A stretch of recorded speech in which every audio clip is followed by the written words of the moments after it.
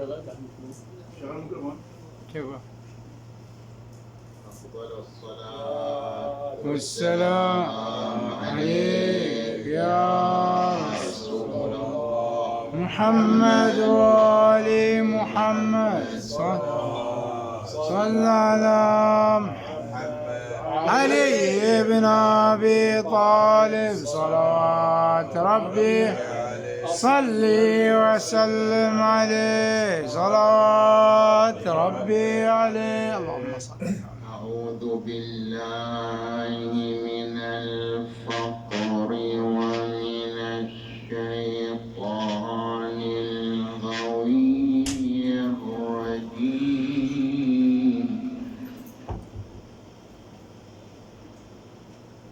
بسم الله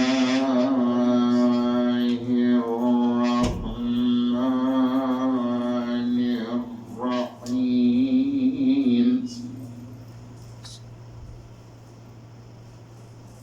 إن الله وملائكته يصلون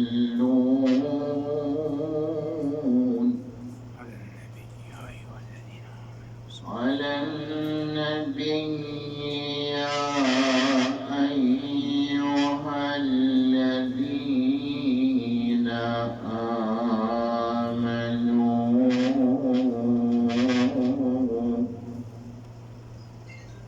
صلوا عليه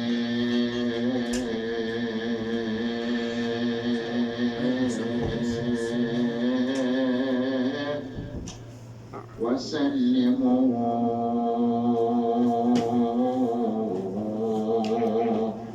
تسليما.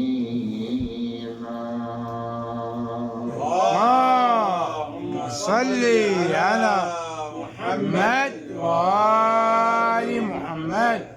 مرتضاه الإله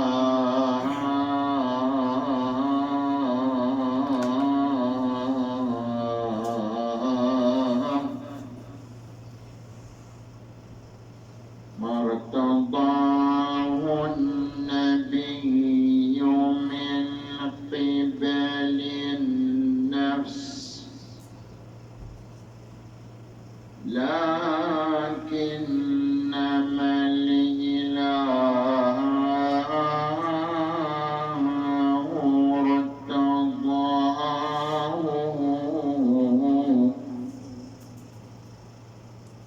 غير أن النفوس مرضى ويأبى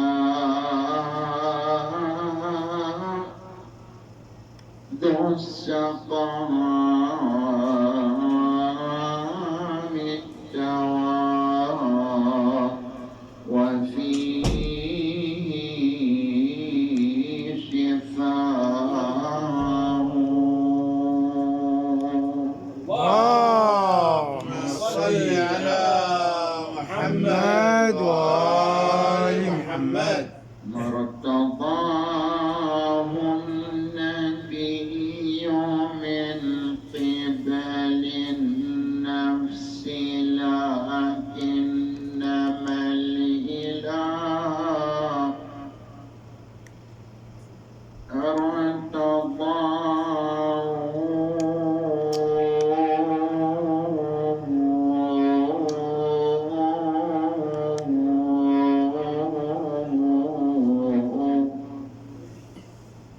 غير أن النفوس مرضى ويأبى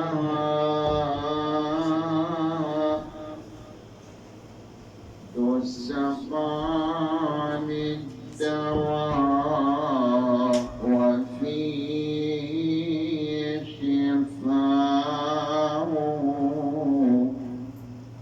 كيف ينكر نور الشمس من قد رمضت بها عيناه.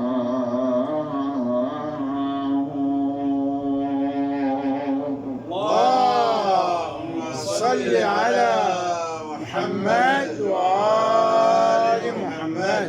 ثانية اللهم صل على محمد وآل محمد. ثالثة اللهم صل على محمد وآل محمد. يقول الرسول الأعظم والنبي الأكرم صلى الله عليه وآله وسلم: بني الإسلام على 5 أشياء: على الصلاة والزكاة والصوم والحج والولاية. يعني ولاية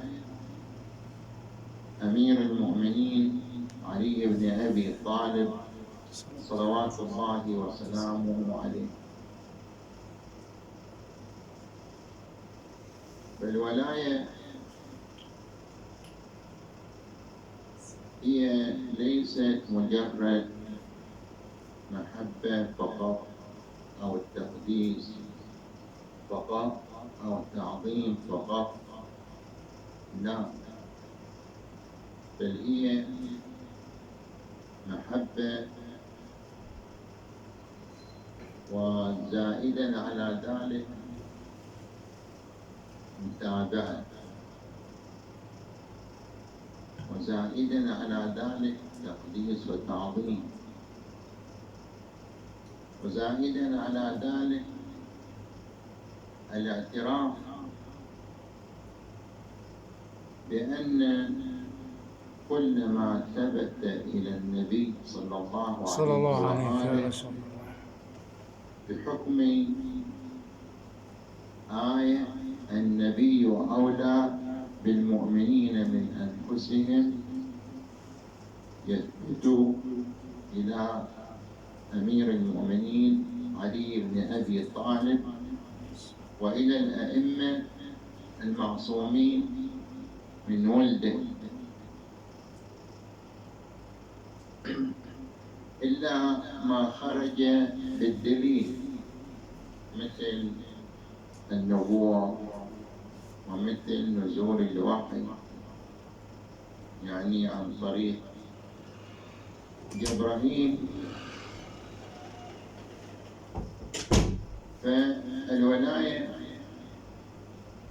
هي بهذا المعنى: المتابعة والمشايعة والاعتراف مع المحبة والتقديس والتعظيم، بل زيادة على ذلك التمسك، يعني شدة التعلق بأمير المؤمنين صلوات الله وسلامه عليه، بل زيادة على ذلك البراءة من أعدائه. لا تتحقق الولاية إلى أمير المؤمنين علي بن أبي طالب صلوات الله وسلامه عليه إلا بالبراءة من أعدائه.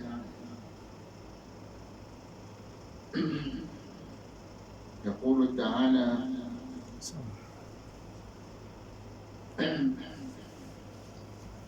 فمن يؤمن بالله فقد استمسك بالعروة الوثقى.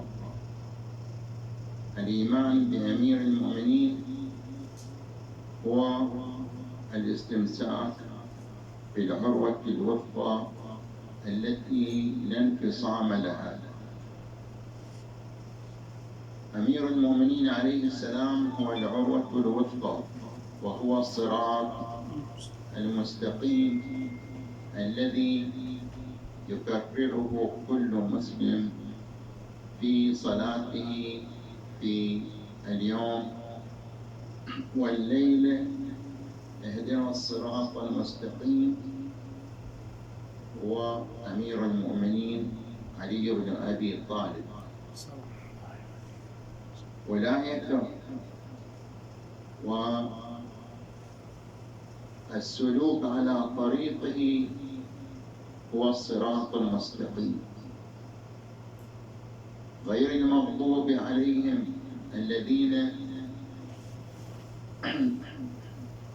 حاربوا علي بن أبي طالب وأضلوا الناس عن هذا الصراط المستقيم، ولا الضالين الذين ضلوا بتضليل غيرهم.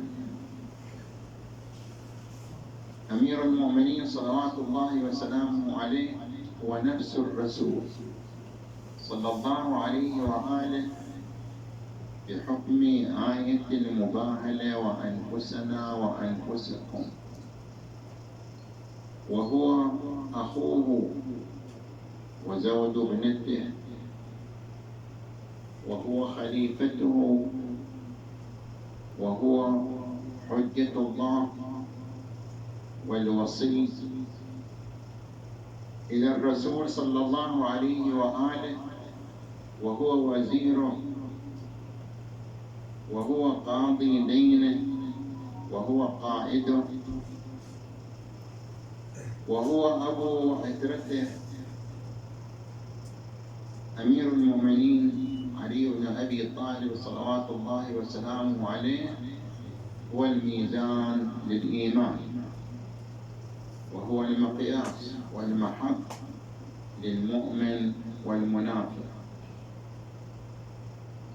عرف جماعة من كبار الصحابة في حياة النبي صلى الله عليه وآله بولايتهم إلى أمير المؤمنين علي بن أبي طالب،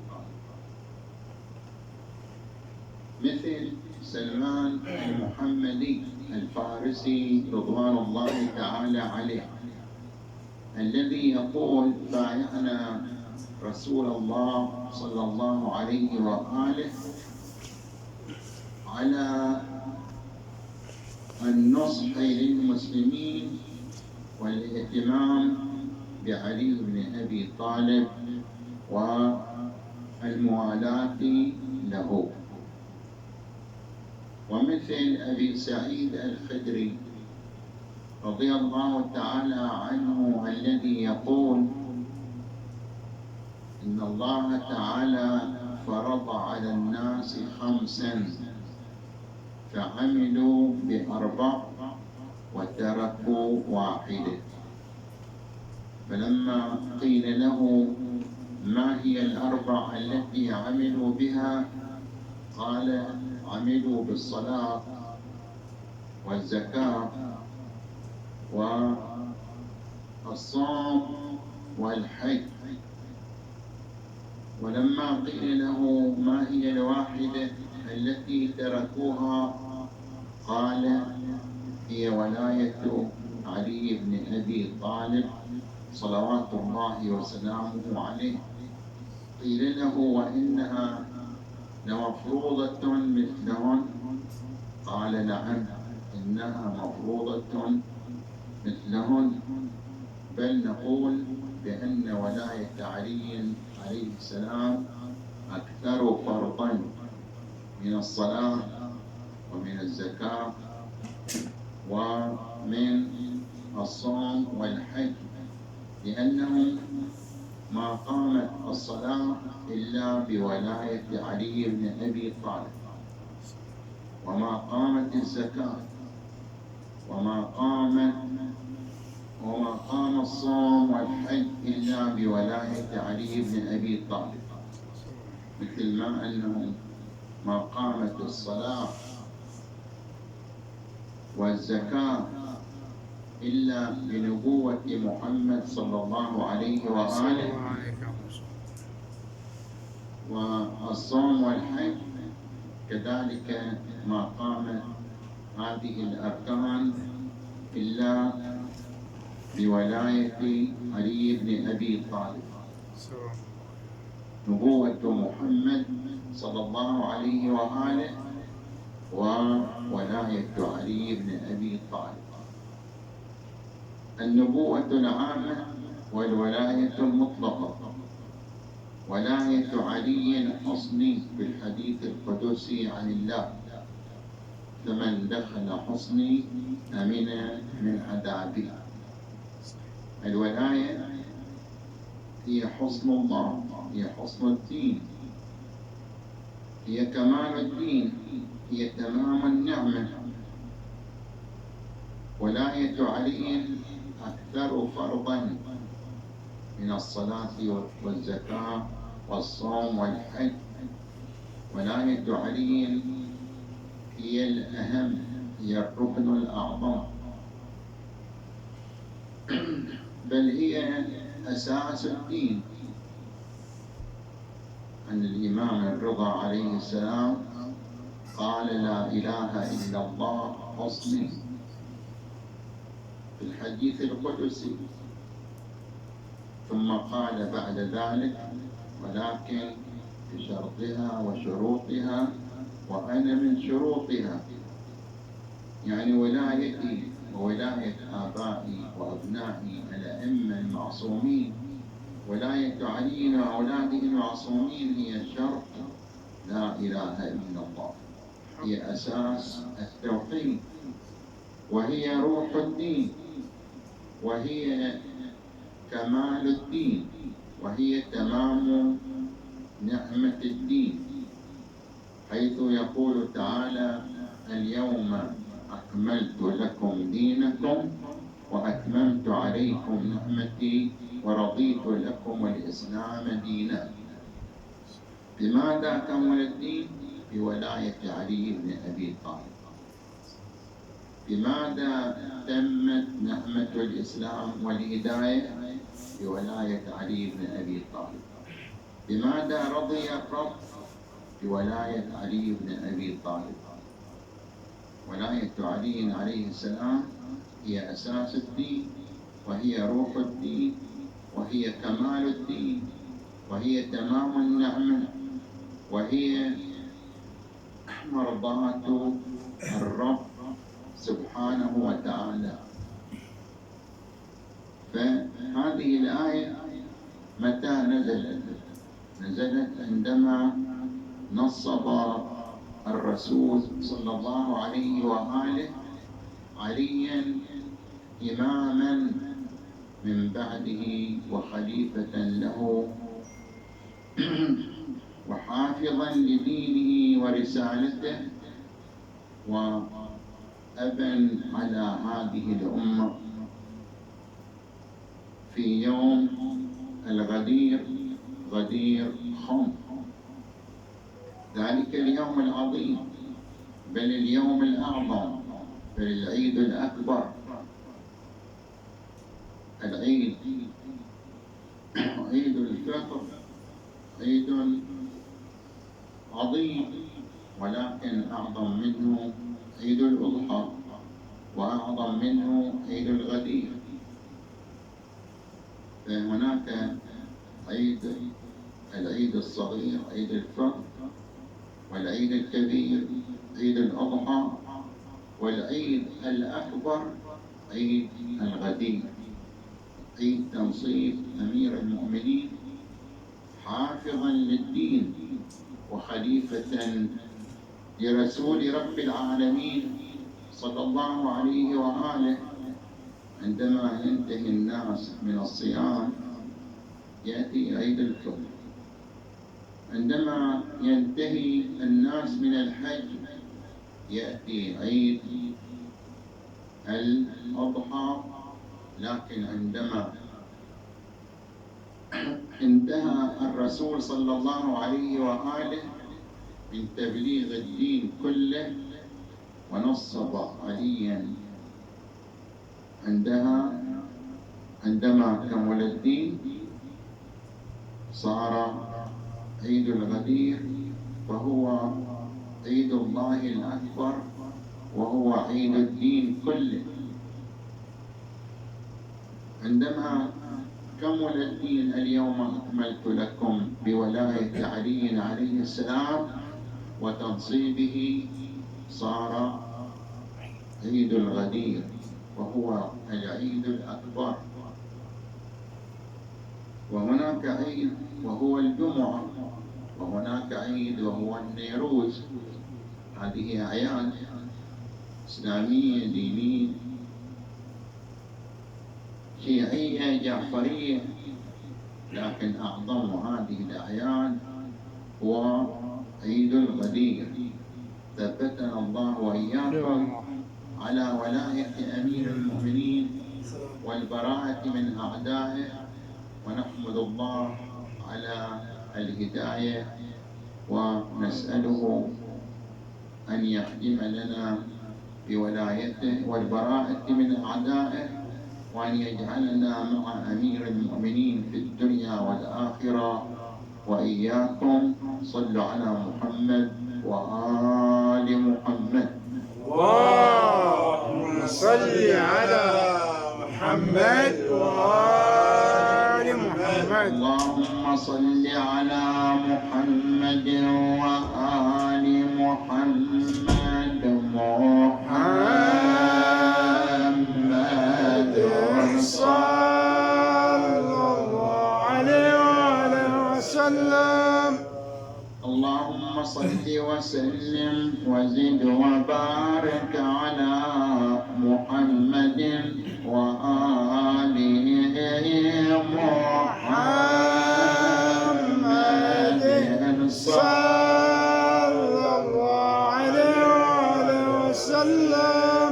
نزل قول الله تعالى: يا أيها الرسول بلغ ما أنزل إليك من ربك، وإن لم تفعل فما بلغت رسالته، والله يعصمك من الناس، إن الله لا يهدي القوم الكافرين.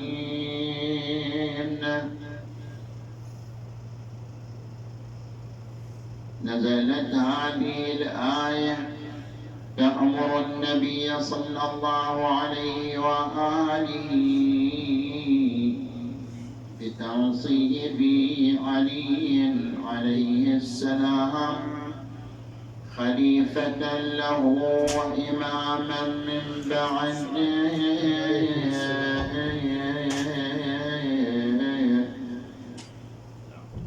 وكان النبي صلى الله عليه وآله قال في نفسه: إن قومي حديث عهد، وأخاف أن يقولها قائل: ما نصبه علينا أميرا إلا لأنه زوج ابنته فاطمة الزهراء عليها السلام، لكن الله تعالى وعده أنه يعصمه من الناس، وأنه لا يهدي القوم الكافرين، حيث يقول: والله يعصمك من الناس. إن الله لا يهدي القوم الكافرين. فلما حج النبي محمد صلى الله عليه وسلم حجة الوداع، أمر الناس أن يجتمعوا في منطقة تسمى غدير خم،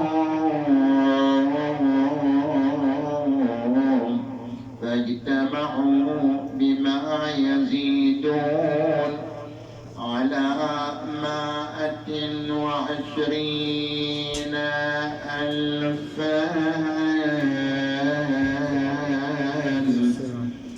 وأمر النبي صلى الله عليه وآله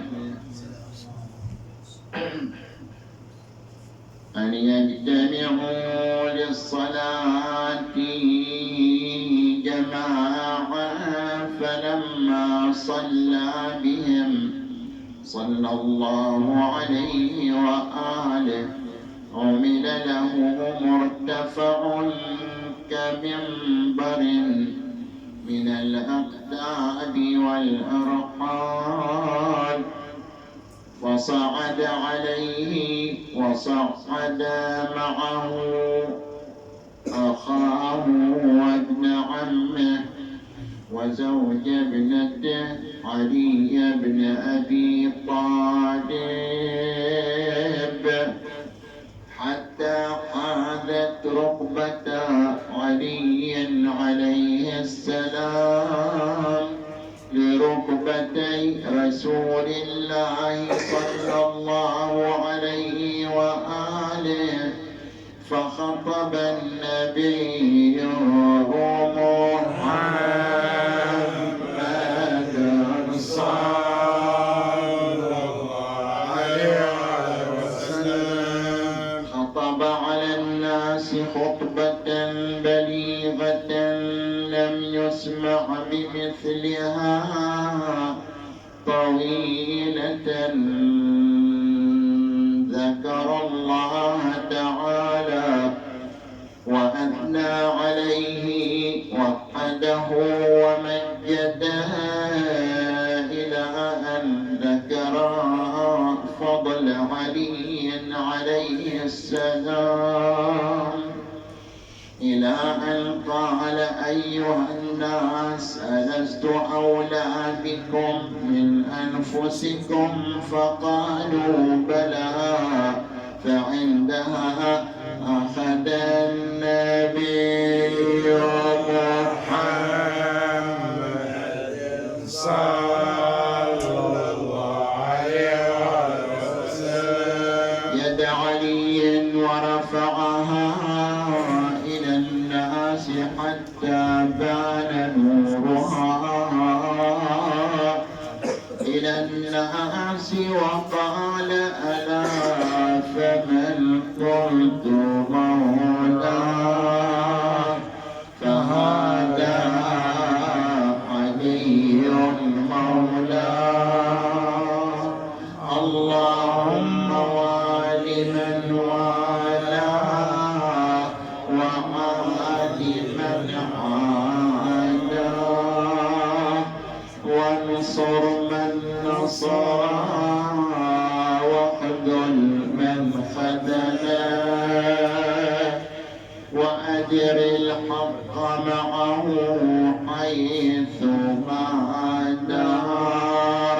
أفضل الصلاة والسلام عليك يا رسول الله محمد وآل محمد صلى على محمد عليه بن أبي طالب صلاة ربي عليه، صلي وسلم عليه صلاة ربي عليه. هذا من طيب رسول الله صلى الله عليه وسلم، هذا من فضل رسول الله صلى الله عليه وسلم. ثم أمر النبي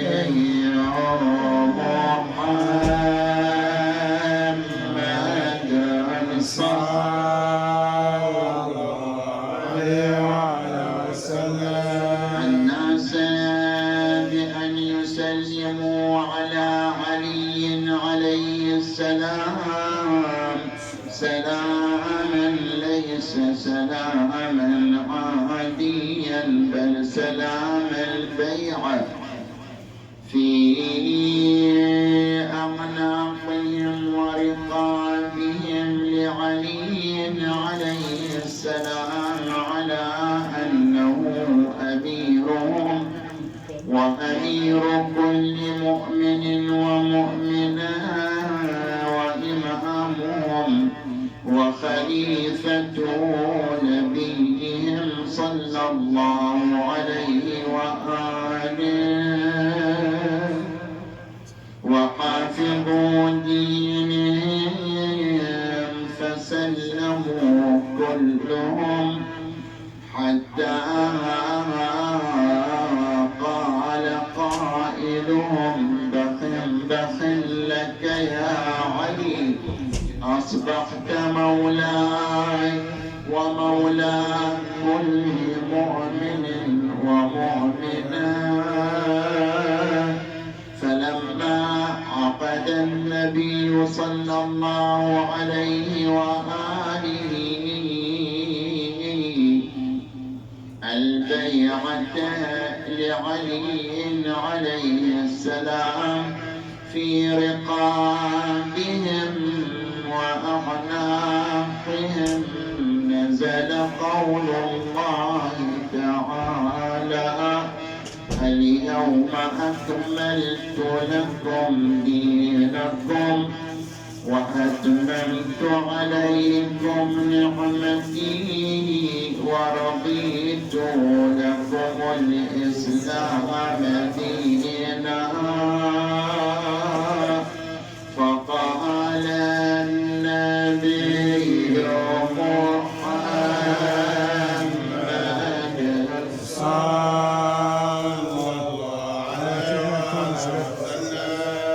الحمد لله على كمال الدين وتمام النعمة ورضا رب العالمين. ونحن كذلك نقول بقول النبي صلى الله عليه وآله الحمد لله الذي أكمل ديننا بولايتنا إلى علي بن أبي طالب عليه السلام وأتم النعمة علينا بولايته. ونسأل الله تعالى أن يرضى عنا بولاية أخي رسول الله صلى الله عليه وسلم. فبولاية علي عليه السلام كمل الدين وبولايته تمت نعمة الهداية والإسلام وبولاية علي رضي رب العالمين. أفضل الصلاة والسلام عليك يا رسول الله محمد وآل محمد صلى على محمد علي بن أبي طالب صلاة ربي عليه صلي وسلم عليه صلاة ربي عليه. باسم أمر باللواء مربع طامسة أعلامها بلقع تروح عنه الطير وحشية والأسد من خيفته تهزع برسم دار ما بها مؤنس إلا ظلال في الثرى وقع رقش يخاف الموت من نبتها والسم في أنيابها منقع. لما وقفنا العيس في رسمه والعين من أرفانه تدمع ذكرت ما قد كنت ألهو به فبت والعين والقلب بالعين تدمع. عجبت من قوم أتوا أحمدا بخطة ليس لها موضع. قالوا له لو شئت أعلمتنا إلى من الغاية والمفزع، إذا توفيت وفارقتنا وفيهم في الملك من يطمع. فقال لو أعلمتكم مفزعا ماذا عسيتم فيه أن تصنعوا صنيع أهل العجل إذ فارقوا هارون فالترك له أوسع. وفي الذي قال بيان لمن كانت له أذن بها يسمع، ثم أتته بعد ذا عزمة من ربه ليس لها مدفع. أبلغ وإلا لم تكن مبلغا، والله منهم عاصم يمنع.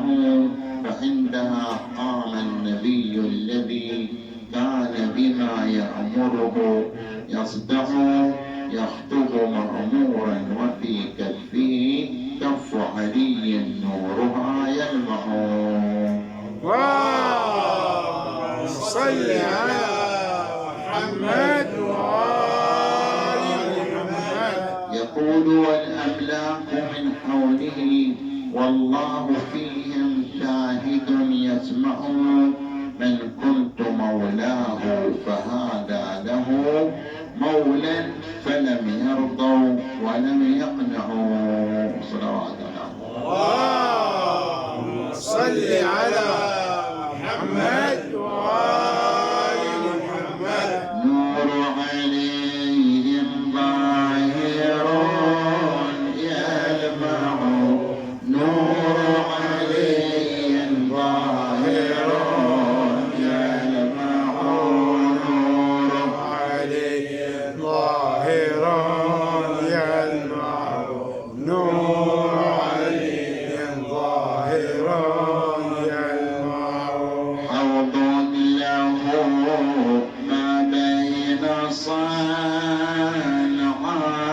إلى حيلة أرض الشام أوسع، نور عليهم ظاهرا يلمع، نور عليهم ظاهرا يلمع. إذا كانوا منه لكي يشربوا قيل لهم تبا لكم فارجعوا، نور عليهم ظاهرا يلمع، نور عليهم ظاهرا يلمع. دونكم فالتمسوا منهلا يرويكم أو مطعما يشبعون، نور عليهم ظاهرا يلمع، نور عليهم ظاهرا يلمع. هذا لمن وعلى بني أحمد ولم يكن غيرهم يتبعون، نور عليهم ظاهرا يلمع، نور عليهم ظاهرا يلمع. فالفوز للشارب من حربه والويل والذل لمن يمنع، نور عليهم ظاهرا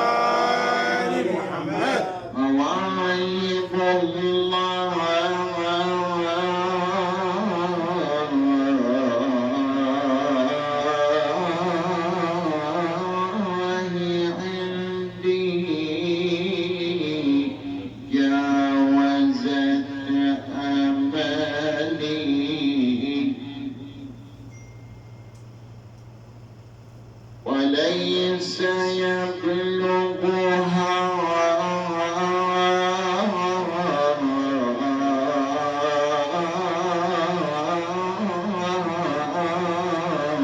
قولي ولا عملي،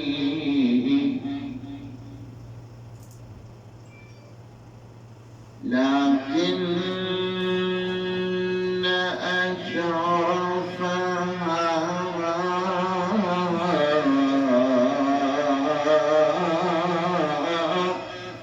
عندي وأفضلها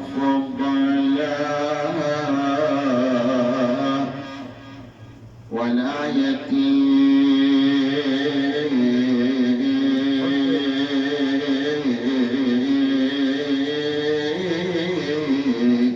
لأمير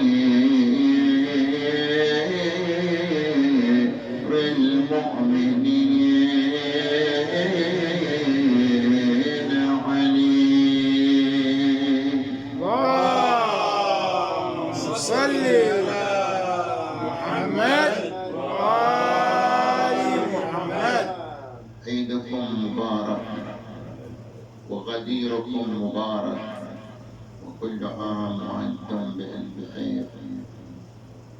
بارك الله لكم بولاية أمير المؤمنين صلوات الله وسلامه عليه، وثبتنا الله وإياكم على ولايته والبراءة من أعدائه، ورزقنا وإياكم في الدنيا زيارته وفي الآخرة شفاعته. اللهم صل على محمد وآل محمد. اللهم فرج عنا وعن جميع المؤمنين والمؤمنات، شافي كل مريض، نسألكم الدعاء إلى مرضى. اللهم من عليهم بالصحة والعافية وعلى جميع مرضى الحاضرين ومرضى المؤسسين ومرضى المؤمنين والمؤمنات. اللهم صل على محمد وآل محمد أمن يجيب المضطر إذا دعاه ويكشف السوء. اللهم اكشف عنا السوء وأهل السوء وعن جميع المؤمنين والمؤمنات، واكشف عنا وعنهم كل بلاء وكل وباء، وارحم موتانا وموتى الحاضرين وموتى المؤمنين والمؤمنات وموتى المؤسسين. أفضل الصلاة والسلام عليك يا رسول الله محمد وآل محمد. صلوات على محمد علي بن أبي طالب. صلوات